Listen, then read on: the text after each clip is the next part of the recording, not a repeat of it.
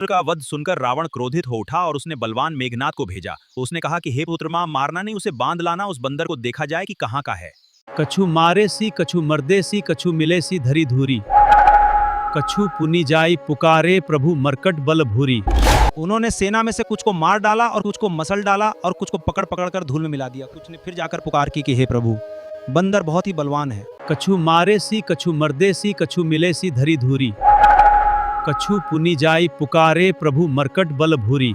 उन्होंने सेना में से कुछ को मार डाला और कुछ को मसल डाला और कुछ को पकड़ पकड़ कर धूल में मिला दिया। कुछ ने फिर जाकर पुकार की कि हे प्रभु, बंदर बहुत ही बलवान है। तिन्हीं निपति ताई सन बाजा, भीरे जुगल मनहु गजराजा, मुठिका मारी चढ़ा तरुजाई, ताई एक क्षण मुरुछा आई पर। उन सबको मारकर फिर मेघनाद से लड़ने लगे, मानो दो गजराज भिड़ गए हों।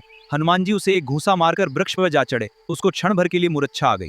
ये सुनकर रावण ने बहुत से योद्धा भेजे। उन्हें देखकर हनुमान जी ने गर्जना की। हनुमान जी ने सब राक्षसों को मार डाला, कुछ जो अधमरे थे चिल्लाते हुए। पुत्र का वध सुनकर रावण क्रोधित हो उठा और उसने बलवान मेघनाद को भेजा। उसने कहा कि हे पुत्र, मां मारना नहीं, उसे बांध लाना, उस बंदर को देखा जाए कि कहाँ का है। रे वानर, तू कौन है? किसके बल पर तूने वन को उजाड़ कर नष्ट कर डाला? रावण ने हनुमान जी से कहा, तूने किस अपराध से राक्षसों को मारा? रे मूर्खक, बता, क्या तुझे प्राण जाने का भय नहीं है? हे रावण, सुन, जिनका बल पाकर माया संपूर्ण ब्रह्मांडों के समूहों की रचना करती है, मैं उनका दूत हूं। हनुमान ने रावण से कहा, जो देवताओं की रक्षा के लिए नाना प्रकार की देह धारण करते हैं। चलते समय उन्होंने महाध्वनि से भारी गर्जन किया। समुद्र लांघकर वे इस पार आए और उन्होंने वानरों को हर्ष ध्वनि सुनाया। श्री रामचंद्र जी का कार्य संपन्न हुआ। सब हर्षित हो गए, मुख प्रसन्न है और शरीर में तेज विराजमान है।